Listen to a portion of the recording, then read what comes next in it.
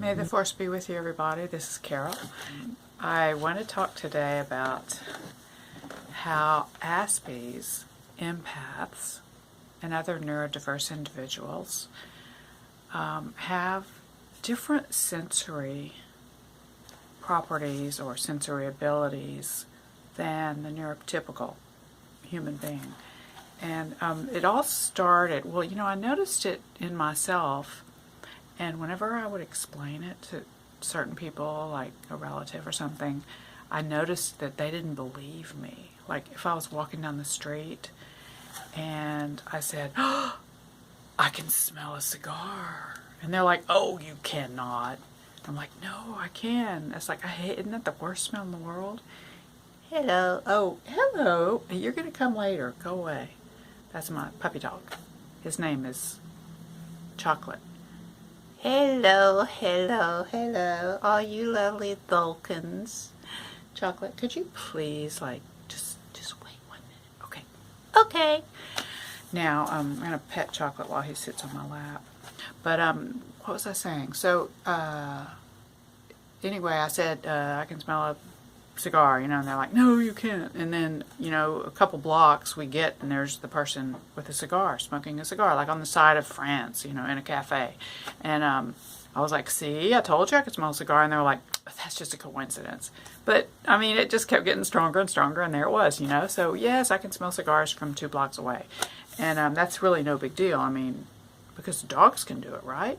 And I remember thinking, ooh, I'll never bring that up again because people just don't get it. Neurotypicals don't understand. It's like out of their realm of possibility. But then I thought, but dogs can smell it. Maybe I just have, it's biologically possible because dogs can do it. And so that was like years ago. And then over the years, I've noticed a lot of my sensory abilities are similar to other animals. And so it's not like some bizarre magical sense that, empaths and sensitive people have. It's that they just are born, like perhaps epigenetically, are ancient genes, whatever. But the point is that if dogs can smell a cigar smell from 2 miles away, then it's biologically feasible. So who are you to say that I can't do it? Because dogs can do it, so maybe I have a similar distribution of sensory senses in my nose, the olfactory senses. Pheromones have been studied, and people are able to detect single molecules of certain pheromones, so that's how we communicate, like on a subconscious level. Okay, so my point is that it's no big deal that I can smell very, very strongly. That's just because I have highly tuned senses, just like dogs do, right? Okay, also in past videos, I've said to you guys, if you remember, that I believe Aspies can sense electromagnetic fields. And maybe neurotypicals can too, but they just aren't aware of it. But I'm definitely aware of it. And so I can just... It's kind of like a ick feeling is the way I describe it. If I'm near a computer or near a fluorescent, light, or near someone who's in a bad mood, or especially someone that's stressed. Ooh, I just feel terrible, I don't want to get away. And it's almost like sends me into a panic sometimes. I just feel this strong need to leave. Well, great white sharks are thought to read electromagnetic field signals in order to reach the land or, wherever they go in different seasons. And that was, I actually took notes on where I heard that. There is a documentary series on Vimeo. It's free right now, called Unidentified. So episode 5 at 27 minutes, around there. That's where they made the quote. I don't know who it was, but I'm sure if you Googled scientific research on sharks, that's the latest scientific theories, is they must be able to read electromagnetic fields. So, smart people in the world are saying this already, that sharks can sense electromagnetic fields. So why can't people? The electromagnetic fields are there, and our our cardiograms that we get measure the electromagnetic field of our heart, so we know that the field is there because we can measure it.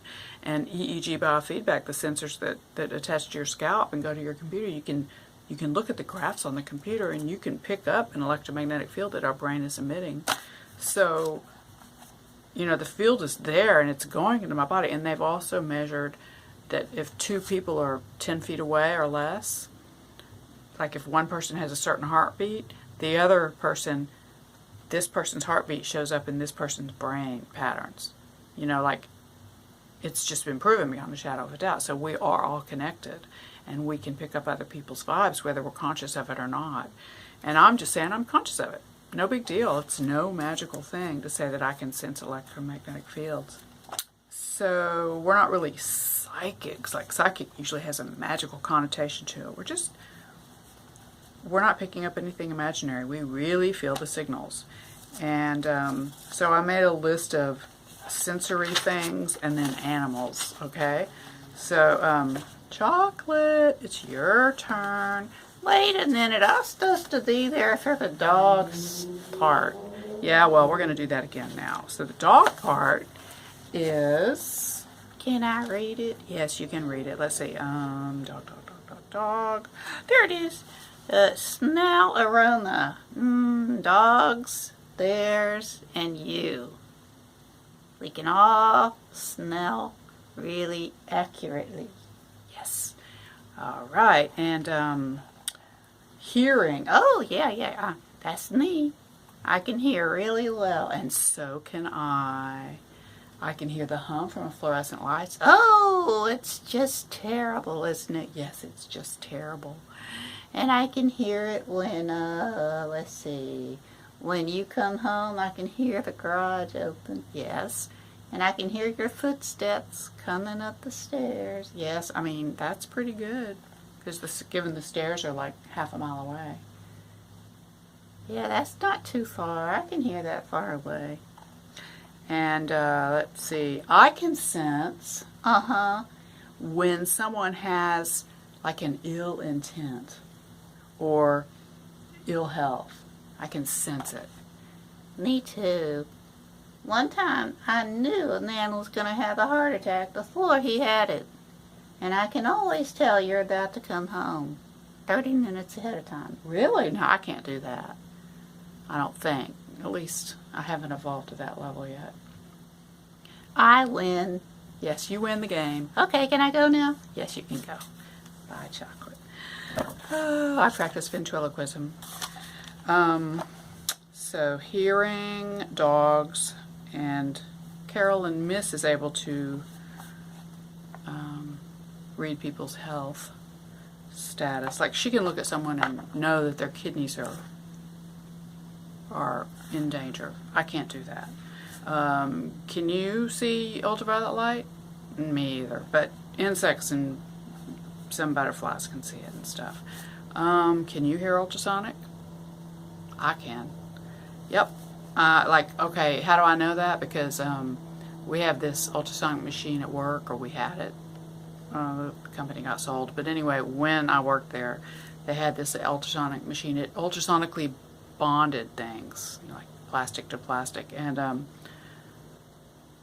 when it was on, I mean, most people they didn't even know it was on, but oh my God, it was the highest pitch, terrible sound. You just wouldn't even believe it. It would just like make your eyeballs want to burst, you know? It's like the worst sound ever. So ultrasonic. I'm sure other animals can hear it. Can you see infrared? Bats can see infrared. I know cats can see it too, because I would come up to my cat with cold fingers and he'd run away. But whenever I had warm fingers, like because I had a warm cup of tea and I came up to my cat, he didn't run away. So my cat can sense infrared. And can I? There have been times when it's completely dark. I mean, you absolutely look around and you can't see a thing, right? There's, a new moon and we have blackout curtains and everything. Okay, so I go under my covers and I'm holding my hands and all of a sudden I'm like, oh, I can see my hands, they're red. And I'd move my hand and there it was. It was just this red hand moving under the covers. And I kept, you know, like I didn't want to believe it, but I couldn't believe that I could see my hands under the covers. And then I took the covers off, and it's still completely dark, and I'm going to there, and it's like the weirdest thing. So that's happened to me a couple times. And then I did some research on it, and it is stated in the literature that some humans have a bigger range of being able to view the colors, and most people stop at red, which is like, I think 580 or something, but some people can go out to 600, or I mean, I don't have the numbers exactly right. I think wavelength and in terms of nanometers. And so I'm one of those people, because I could clearly see my hands were glowing, and they were very warm too. So yeah, we emit infrared rays, and if you have infrared glasses, you can see that real easily. Okay, so infrared. And then sonar, that's just sound bouncing off of objects. Now here's something interesting. My son is Aspergers. He can see sound by practicing a practice called echolocation. And what happens is people that are blind can train themselves to make sounds that bounce off of buildings so they can kind of orient themselves. And it's a safety thing. You know, they need to be able to do this. And so a lot of blind people practice echolocation. And so my son read into it, and he would send a little sound like, I can't remember what it was something like this. And he would learn, like close his eyes, and he would do that, and he would learn where the walls were, and then he would be walking outside and close his eyes and do it, and everybody thought it was so weird, I guess, because he was on campus of a college. But he was just doing it because he was trying to learn how to do echolocation, and he did learn how to do it, like, you know, at a rudimentary level. And that's what bats do. You know, they send out these little sounds. I think they might be ultrasonic, that most people can't hear. And then it bounces off the object and comes back to them, and they can tell where things are. I hope I got that right. I think that's how it works. I think that's what sonar is. And then dolphins also send sounds, you know, around them, and then it bounces back in the water to them, and then they can figure out where you are. So yeah, so humans can do sonar. It's just that you have to train yourself, I guess. We can sense infrared, electromagnetic fields.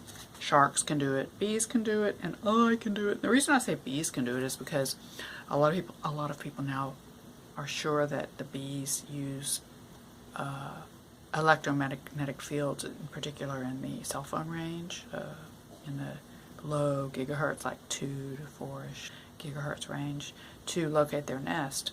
And I was thinking about this today, actually. If I was a bee, I would, there would be another sense that I could sense that was a sound. Like, what would my nest sound like? You know, it's like, if you're a human, you could probably find your home by just listening to the sound of your tribe, you know, and all the goings on, and oh, I can hear my mother's voice from 10 miles away, and oh, there's Dad, he coughed, you know, and here's all these sounds that are familiar to your tribe, and you just follow the sound to get back home, right? Well, in the same sense, the bees follow the sound, but instead of a sound, it's an EMF code. It's an electromagnetic field that travels through the air that gives information, kind of like what would our cell phones pick up. You know, we have all this information coming at 2.5 gigahertz and thereabouts, and that's what the bees use. And that's why people think that the bees are becoming extinct, is because all these cell phone towers are sending out all these signals, and the bees are like, they can't hear their familiar, 2.5 gigahertz from their hive, because they hear all this other screechy noises from the phones. It's very, very sad. And then the last of all, a sense of a compass and direction. Now this is something that I do not have, sadly. But I guess the other ones compensate. But my sister, she has the sense, because she, no matter where we are in the car, she can always find her way. She always knows where north is. And I, on the other hand, I have to go, where where's the sun? What time of day is it? Okay, that's west. You know, that's the only way I can know what direction it is to look at the sun, look at the clock, and see, you know, try to figure out, or look at the shadow and see which direction the shadow's going. I thought that was interesting, and I wanted to share it with you. So if anybody ever tells you that you can't smell that, or you can't hear that, or you can't feel that, well, you could just say, well, sharks can sense electromagnetic fields, so maybe I can too, because I'm a shark. You don't look like a shark to me. Oh, I don't? Well, that's a compliment. You look like a caterpillar. Oh, that's not very good. Well, at least you didn't call me a worm.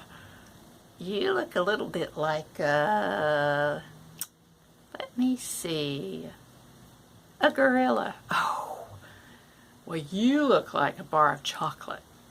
Yeah, that's 'cause chocolate's my name. I think our show's over, so I think you should say, you know, may the force be with you. May the force be with you. May the force be with you.